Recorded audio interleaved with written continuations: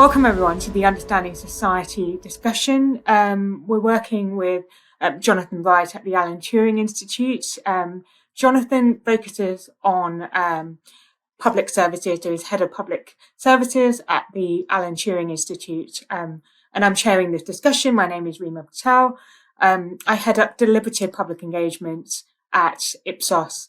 I was also formerly Associate Director of Engagement at the Ada Lovelace Institute. So this is a lovely conversation where myself and Jonathan have an Ada Turing discussion in a way, informed and influenced by the work that we do. So the Alan Turing Institute specialises in AI and data science and convenes a network of academics and researchers across the UK. It's a really leading organisation in the field of AI and data science. So we're delighted to have Jonathan join us today. So in terms of the focus on AI and public services, we've got a huge context at the moment. We're in the run up to the AI Safety Summit. Generative AI has just begun developing, and ChatGPT is very much dominating the headlines at the moment. So that's the current context that we're thinking about and we're operating in. AI for public services is fairly well established. And so the first question I want to ask Jonathan is the current use of AI in public services. Well, what does that look like? Do you have any good examples, any best practice or challenging examples you might want to surface in this conversation? Absolutely. Thanks so much, Reema, for the opportunity to be here. And yeah, that's a big question. You know, if we think of artificial intelligence as the technologies that try and imitate in some way human intelligence, perhaps even replacing it or perhaps even augmenting it, then the scope of that technology is as wide as human intelligence itself. So if we think of all the tasks that humans are doing or that require human intelligence, well, so AI has a really sort of broad set of applications. And that's especially true, I think, in public services, where we can see it either being used right now or potentially being used in the future in a really broad array of areas. I would separate these into three: automating in some way perceptive tasks, trying to make use of some type of predictive technology, and then the generative technology, which everyone's talking about. So sort of briefly summarizing those, the perceptive tasks are things like automatic processing of images, automatic processing of text, extracting some kind of information out of them. We can see the use of satellite imagery to count trees or to count swimming pools or to understand road networks or understand biomass. We can see enhanced decision-making in disability applications, for example, in the US, using technology to try and understand the text that's been written in these forms and see if people are likely to be eligible for the claims that they're making. So that would be sort of perceptive technology. Predictive technology, trying to make a sort of forecast for an outcome. We can see a really wide range of use cases. One of the big ones in the public sector is to try and rank or optimize or prioritize scarce public resources. So thinking about inspections of homes of multiple occupation or food standards inspections or tax and benefit fraud, things like this. Areas where you've got a limited amount of resource and you need to decide where to place it. And then in terms of generative technology, well, here, we're really in a sort of boom time for thinking about use cases, although the technology isn't really new in and of itself, but dates back a number of years now. But of course, ChatGPT has put it top of everyone's mind, and now we're starting to think about: can we use this to help automate writing computer code, writing software? Can we use it to help automate reporting? Can we use it to reduce the massive burden on skilled public sector professionals that they have to face in terms of their statutory note-taking reporting requirements? If you think of a doctor, they're often spending more than 50% of their time writing notes, writing reports, and you can find similar stories across the public service, whereas what they want to be doing is interacting with patients. So these would be some of the potential uses of generative AI. But yeah, as I said, there's a really broad array of uses. Yes, and that three-part categorization is really interesting, and you've spoken really eloquently to the opportunities in the space as well. The ways in which AI can improve public services and improve public service outcomes as well. I wondered if you had any reflections on challenges or risks both for public service delivery, but also for the professionals working in public services. So what should professionals working in public services be mindful of when they're thinking about the development and deployment of AI? Yeah, that's a great question. I mean, there's lots of opportunities. There are also lots of risks by bringing in the technology, and there's lots of challenges to actually bring it in. So again, trying to be sort of quite brief. I mean, one of the big risks is that we start to rely too much on this technology to make decisions, and the decisions end up being made in a way that is biased or that disadvantages certain people.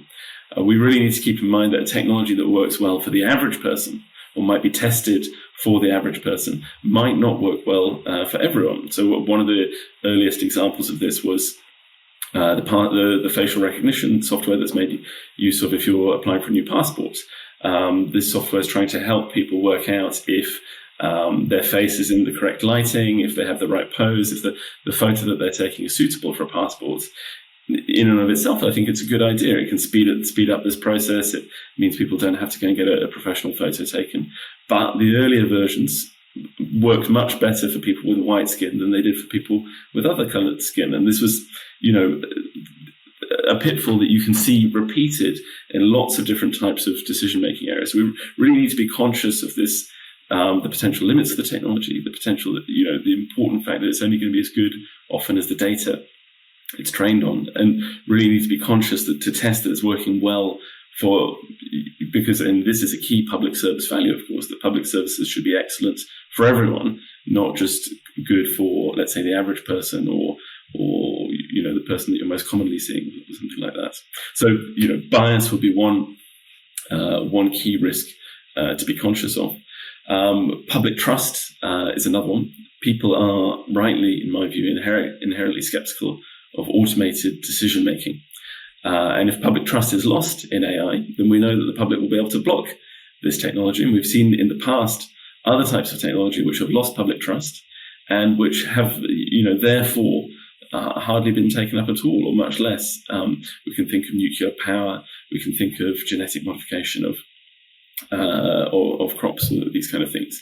Of course, you can have your own view on whether these technologies are good or bad, and that's outside my area of expertise. But the key point is that once the public have decided they don't want this, good luck making that technology happen. So that AI is definitely in the same area as well.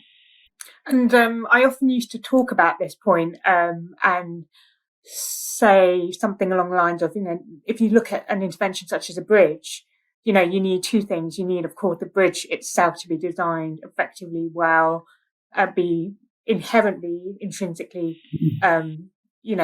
solid for it to work. But you also need people to see that bridge and feel confident walking over it. So that's a very good example, I suppose, from the engineering space of that, the importance of public confidence and trust. And you may have the most beautifully designed bridge or AI system in the world, but if people still feel that it's a little bit shaky, then you've really got a challenge in terms of its use. Just in terms of AI for public services specifically, I was wondering whether you had any reflection on where AI wouldn't be appropriate for use in public services. Are there particular areas in public services where it might not be appropriate to use AI? What might they be? Yeah, that's a really good question. I mean, I think some people, if they're sort of starting to engage with AI for the first time, they might approach this from the point of view of this is some kind of super intelligence. It's going to make decisions better than humans. It's really going to improve and do things that we were previously incapable of. And in my view, that's the wrong way to approach this technology. I think the technology should focus on automating really easy tasks, removing high workload, high intensity, but low intelligence type of tasks that people have to do on a repetitive basis. And we should leave the humans doing the more complicated human tasks where human intelligence is required. So, as I said, I think for me, frontline medical doctors is a good example, but you can find this across public services, in prisons, in courts, in schools, all over it, in hospitals, basically everywhere. You have people who've drawn into this type of public service are there typically because they want to make a difference. They want to help people. And they're often prevented from doing their job by the amount of reporting and the amount of paperwork they have to do. And so I think focusing AI on these very routine, they're boring tasks, and therefore they often don't make for a very exciting sales pitch, but they could be enormously helpful in terms of improving productivity and saving people time. And where I don't think we want AI to be, at least right now, is making very complicated high-level decisions, trying to make decisions about who's going to be, committing a crime, or what's the pathway for this offender, or, should this person be granted parole. These sort of, much more. There isn't good evidence that AI is going to make really good decisions in these areas, or that it's necessarily going to surpass human intelligence. And therefore, even though you can see a role for that type of technology supporting those decisions, I don't think we want it to be making that type of decision. Yes, and one of the things that's interesting to reflect on here is the extent to which developments like the European AI Act have really centred and focused on public service applications such as the one that you've just described as examples of high-risk AI categories. So, the use of AI to perhaps identify individuals at risk in care, or, the facial recognition technology examples, the examples around the use of AI in the justice system. These are probably likely to fall within the parameters of the EU's definition of what is at high risk, and therefore in the parameters of where public service organisations might need to think about how they're going to implement and deploy those AI approaches and the governance around that. So it'd be really interesting to get your take on where you think the governance of these types of applications might be going, bearing in mind the EU AI Act. But what have you seen that sort of suggests where good governance is going in this field? Yeah, that's a great question. I mean, I think so thus far we've had this sort of reflexive idea that if we leave a human in the loop, everything will go right. And often human in the loop is sort of brought out as the way to control these technologies. And although I think that that's part of the solution, I think we need more sophisticated ways of really thinking about, well, how are the humans actually going to be in the loop? So, for example, if you apply for a mortgage now or apply for insurance or something like that, your data will go through an algorithm which produces a score and it says something about, how good a candidate are you for that type of product. Now, there may well still be a human in the loop that's kind of clicking the buttons, but in the end, they'll be following the algorithm almost 100% of the time. So I think that the human in the loop is, if you like, only part of it. What we do definitely need are better and more systematic procedures for having oversight of a given algorithm, understanding how well it's working, being able to tell on an ongoing basis, is it still working as well as we thought it was, being conscious of the weaknesses. I mean, I'm largely positive about this technology. I think it has the power to do a lot of good, and a lot of the very complex decision-making areas, things like around courts, around prisons, around sentencing, it's not as if right now the decisions are made really well.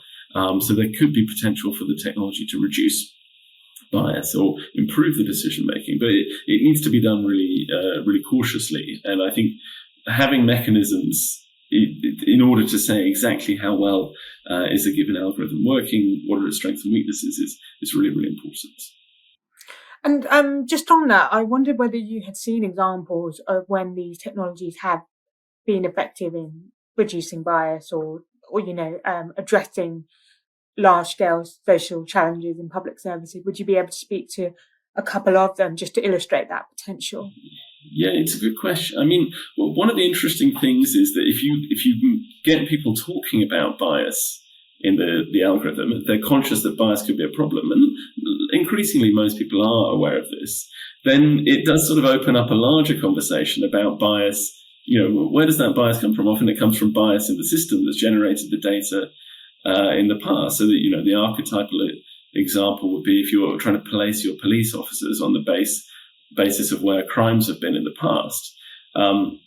They'll end up concentrating in certain geographical areas which may have certain demographics in them. But of course, part of it relates to how likely are police officers to consider certain things a crime.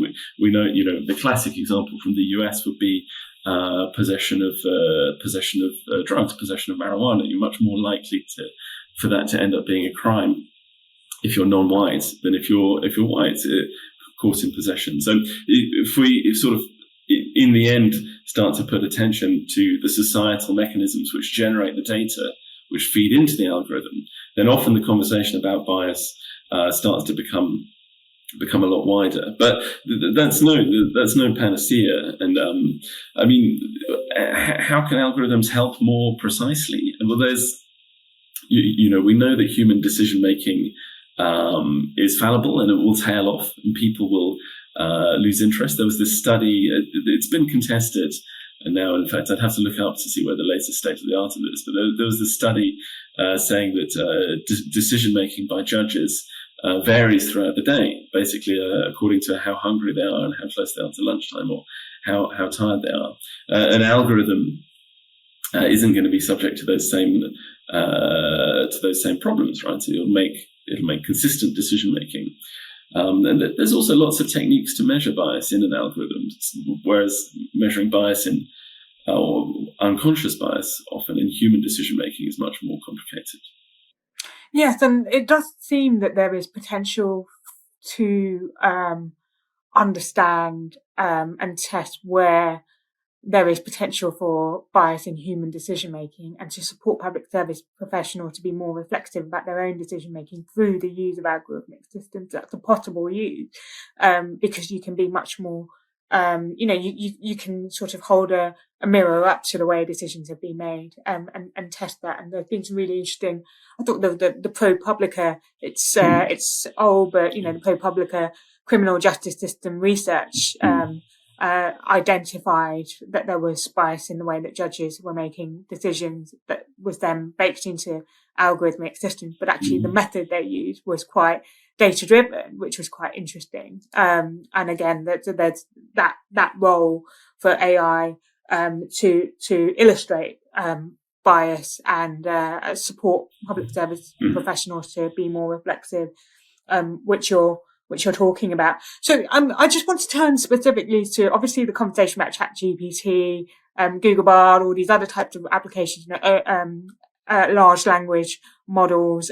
They seem to be proliferating quite extensively. Actually, Ipsos, we have our own large language model that we've been piloting. So would you be able to say a little bit more about how you think that these models could help shape or inform public service delivery? Absolutely. Yeah, I mean, I think they're one of the biggest application areas and one of the biggest areas of opportunity right now. And it gets us away from this area of very complicated decision-making to thinking more about automating these low-level tasks, which, as I say, I think is the most important opportunity for AI in public services. I mean, the potential applications are very, very wide-ranging. I mean, right now, the use of these technologies to help write software, to write computer code, is the most obvious, for me, deployed application. And, this is now really widespread. If you're a computer programmer, it's quite likely you'll be using some of this technology to automate some parts of your workflow. And in the future, we can only see that improving, if you like, the technology improving in that area. And there are big parts of government that need to write computer code. And so we already know that there's plenty of use of that technology across government in that respect.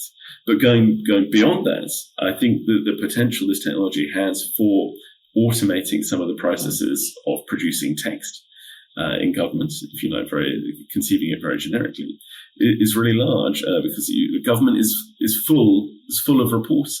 There's communication with citizens, sending emails back and forth or fielding phone calls. There's writing reports. As I said, almost every public sector professional, the skilled workers, the doctors, the teachers, the emergency services, are spending big parts of their day writing reports about what they've just done or what needs to be done, or technology which enables that. We can start to see it emerge already. Could be really, really powerful. And then in the near future, it's far, it's pretty easy to imagine using one of these language models that becoming the standard way that you start to interact with organizations, that basically you have a language model which you teach something about your internal rules and regulations, and then you have citizens interacting with that and asking questions, and it's giving the right answers. And you can already see examples of that. So the possibility of that is really near.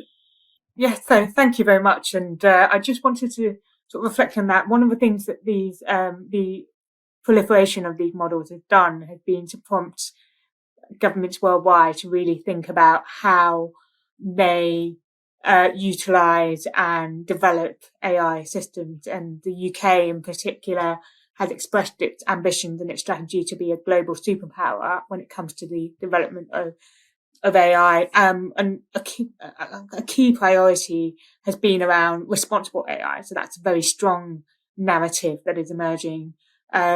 So I wondered whether you might be able to say a little bit more about what responsible AI is. How do we think about it? How do we conceptualize it?